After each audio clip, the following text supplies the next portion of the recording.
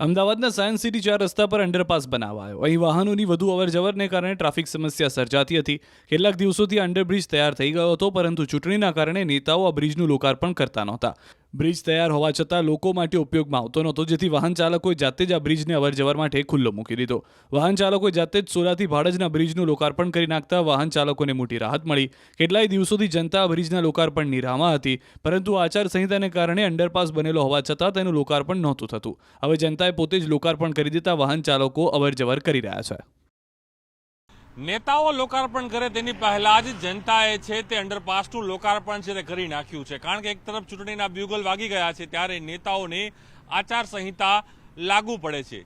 ત્યારે જ જનતાએ અમદાવાદ શહેરના સૌથી પોશ વિસ્તાર ગણાતા સાયન્સ સિટી સર્કલ પર આવેલા જે અંડરપાસ જેને ઓડાએ નિર્મિત કર્યો છે, તે અંડરપાસ છે જનતાએ ખુલ્લો મૂકી દીધો છે. જનતા જ તે અંડરપાસમાં હવે અવરજવર કરી રહી છે, કારણ કે આ અંડરપાસનું હજુ લોકાર્પણ નેતા તરફથી અથવા પદાધિકારી તરફથી કરવામાં આવ્યું નથી, પરંતુ જનતાએ જ આ રસ્તો જે છે અંડરપાસ છે તે ઓપન કરી દીધો છે. તેના જ કારણે સોલાથી લઈને ભાડજ સુધી જતા તમામ લોકો માટે, જે વાહન ચાલકો તેના માટે મોટી રાહત પણ બનશે. કારણ કે અહીં 4 રસ્તાઓ પર ટ્રાફિકની સમસ્યા એ વિકરાટ હતી, ત્યારે અંડરપાસ બનવાથી તો સાથે જ જે મારી પાસે આપ જોઈ શકો છો ઉપરના ભાગની અંદર જે બ્રિજ પણ બન્યો છે, તેના જ કારણે મોટી રાહત છે તે વાહન ચાલકોને મળી રહી છે. અને ચોક્કસ માની શકાય નેતાઓ આચારસંહિતાના કારણે લોકાર્પણ નથી કરી શકતા, પરંતુ જનતાએ જે આખો બ્રિજ છે, જે અંડરપાસ છે, તે લોકાર્પણ કરી નાખ્યું છે. લોકો તે અવર જવર છે વાહન ચાલકો અહીં કરી રહ્યા છે.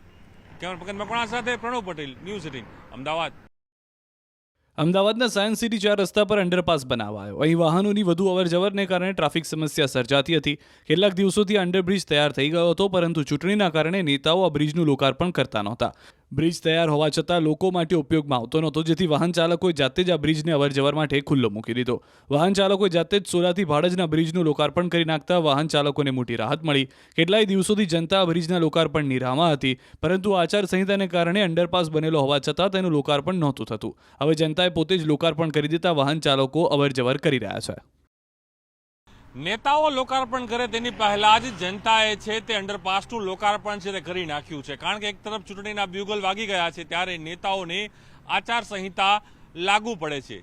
ત્યારે જ જનતાએ અમદાવાદ શહેરના સૌથી પોશ વિસ્તાર ગણાતા સાયન્સ સિટી સર્કલ પર આવેલા જે અંડરપાસ જેને ઓડાએ નિર્મિત કર્યો છે, તે અંડરપાસ છે જનતાએ ખુલ્લો મૂકી દીધો છે. જનતા જ તે અંડરપાસમાં હવે અવરજવર કરી રહી છે, કારણ કે આ અંડરપાસનું હજુ લોકાર્પણ નેતા તરફથી અથવા પદાધિકારી તરફથી કરવામાં આવ્યું નથી, પરંતુ જનતાએ જ આ રસ્તો જે છે અંડરપાસ છે તે ઓપન કરી દીધો છે. તેના જ કારણે સોલાથી લઈને ભાડજ સુધી જતા તમામ લોકો માટે, જે વાહન ચાલકો તેના માટે મોટી રાહત પણ બનશે. કારણ કે અહીં 4 રસ્તાઓ પર ટ્રાફિકની સમસ્યા એ વિકરાટ હતી, ત્યારે અંડરપાસ બનવાથી તો સાથે જ જે મારી પાસે આપ જોઈ શકો છો ઉપરના ભાગની અંદર જે બ્રિજ પણ બન્યો છે, તેના જ કારણે મોટી રાહત છે તે વાહન ચાલકોને મળી રહી છે. અને ચોક્કસ માની શકાય નેતાઓ આચારસંહિતાના કારણે લોકાર્પણ નથી કરી શકતા, પરંતુ જનતાએ જે આખો બ્રિજ છે, જે અંડરપાસ છે, તે લોકાર્પણ કરી નાખ્યું છે. લોકો તે અવર જવર છે વાહન ચાલકો અહીં કરી રહ્યા છે.